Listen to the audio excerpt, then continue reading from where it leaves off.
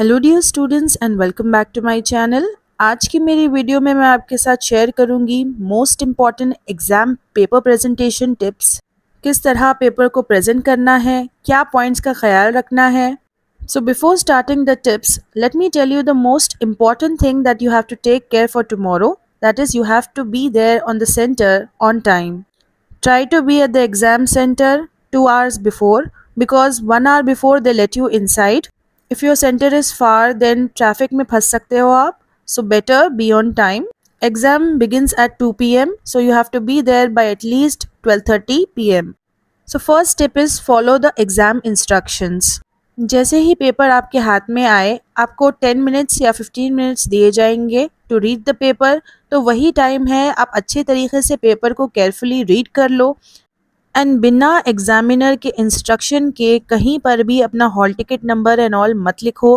पहले चेक कर लो pages correct है या नहीं, उसके बाद ही इंस्ट्रक्शन के according you have to fill your details. Tip number 2, write to impress. बहुत ही खूबसूरत हैंडराइटिंग में आपको लिखना है एग्जाम में, ताकि आपका एग्जामिनर भी इम्प्रेस हो जाए and also the person correcting your paper. ज़रूरी है कि आप आंसर्स में हेडिंग्स सब हेडिंग्स को अंडरलाइन करो एंड जैसे कीवर्ड्स है, कीवर्ड्स को अंडरलाइन करना बहुत ज़रूरी है। बिकॉज होता ये है कि डिग्री के एग्जाम्स में they don't read in detail, they just see the way you present your paper. Headings है या नहीं, इंपॉर्टेंट की टर्म्स हाईलाइटेड है या नहीं, these things matter. So you have to write to impress. Tip number 3, use proper spacing, यानी कि answers के बीच स्पेस होनी चाहिए। बाज़ बच्चे आंसर्स को मिलाकर लिख देते हैं बहुत ज़्यादा और वर्ड्स भी एकदम मिल जाते हैं। उससे होता यह है कि एक तो आपका बैड इंप्रेशन पड़ता है एंड ख़राब हैंडराइटिंग एंड मेसी पेपर की वजह से आपके मार्क्स एग्जाम में कट हो सकते हैं। Tip number 4, organise your answers. जब आप आंसर्स लिखते हो तो इस बात का ख्याल रखो कि अगर आप एक पेज पर एक आंसर शुरू करते हो तो अगले पेज पर वो आंसर कंटिन्यू होना चाहिए। ये ना हो कि आप पहले पेज पर फर्स्ट आंसर स्टार्ट करो और एंड आपको बाद में याद आए एंड आप लास्ट पेज पर लिखो। इससे होगा ये कि एग्जामिनर को लगेगा कि आपने डबल आंसर लिखा है, तो वो आपके मार्क्स कट कर देगा, या फिर इनकम्प्लीट आंसर की वजह से भी मार्क्स कट हो सकते हैं। 5, which section two begin with.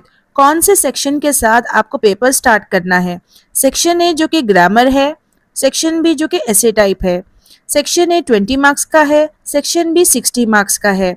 तो ऑब्वियस सी बात है कि आपको ग्रामर के साथ ही अपना पेपर बिगिन करना होगा, बिकॉज ग्रामर सोच समझ कर किया जाता है एंड अगर आप इसको लास्ट में लेकर बैठोगे तो हो सकता है कि आप जल्दबाजी में गलत आंसर्स लिख दो और 20 मार्क्स को गवा दो।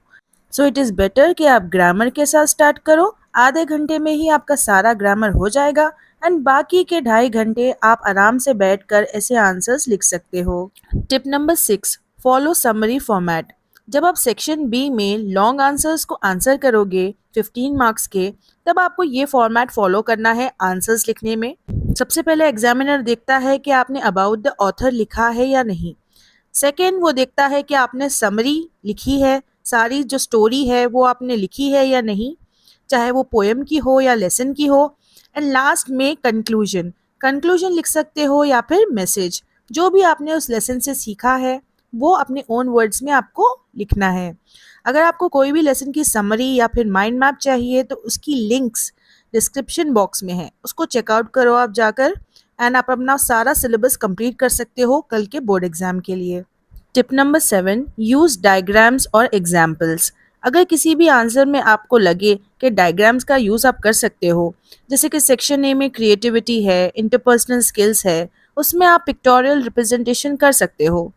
एंड सेक्शन बी में भी अगर आंसर्स में आपको कुछ एग्जाम्पल्स पता है लेसन से या फिर कोट्स पता है, इससे होता ये है कि आपकी जो गहरी अंडरस्टैंडिंग है लेसन की वो दिख कर आती है एग्जामिनर को। एंड ये वाली टिप आप सारे एग्जाम्स के लिए यूज़ कर सकते हो। Tip number 8, don't use certain colours. अब अक्सर स्टूडेंट्स जो है वो पेपर को डेकोरेट करने के चक्कर में साइड हेडिंग्स को अलग अलग कलर्स से अंडरलाइन कर देते हैं, लेकिन बोर्ड एग्जाम में स्ट्रिक्ट रूल है that red and green colour you can not use for underlining. Tip number 9, neatness counts. जितना नीट और प्रिसाइज आप अपने पेपर को बनाओगे उतना ही आपका पेपर इम्प्रेसिव लगेगा। एग्जामिनर को ये लगेगा कि आपने सारे आंसर्स करेक्ट लिखे हैं अगर आप प्रॉपर रूलर्स का इस्तेमाल करो और बिल्कुल भी पेपर में स्ट्राइक ऑफ मत करना और वाइटनर्स का यूज़ भी मत करना, बहुत शैबी लगता है paper. Tip number 10, time management. अगर आपको कोई फिल इन द ब्लैंक नहीं आ रहा, then don't waste more time on it. 2-3 minute, that's it, उससे आगे नहीं। Move to the next one. सारा पेपर जब हो जाए तब उस ब्लैंक पर आप वापस जाना and then try to think and do it. अगर आप एक ही क्वेश्चन पर अटक जाओगे तो इससे आपका बहुत सारा टाइम वेस्ट होगा एंड जो आंसर्स आपको आते होंगे वो भी आप स्किप कर जाओगे। Tip number 11, presentation matters. ये बात आप मत भूलना कि जो भी एग्जामिनर आपका पेपर करेक्ट करेगा उसके पास इतनी फुर्सत ही नहीं होती कि वो वर्ड टू वर्ड आपका आंसर पढ़ सके। So make sure that starting and ending of your answers are right and your handwriting should be very nice. अच्छा बड़ा लिखो, लूसिड लिखने की कोशिश करो and please avoid writing wrong answers. अगर आप पहले इंप्रेशन में ही रॉन्ग आंसर लिख दोगे, फर्स्ट आंसर आपका रॉन्ग होगा, तो एग्जामिनर को यही लगेगा कि आपके आने वाले आंसर्स भी रॉन्ग है।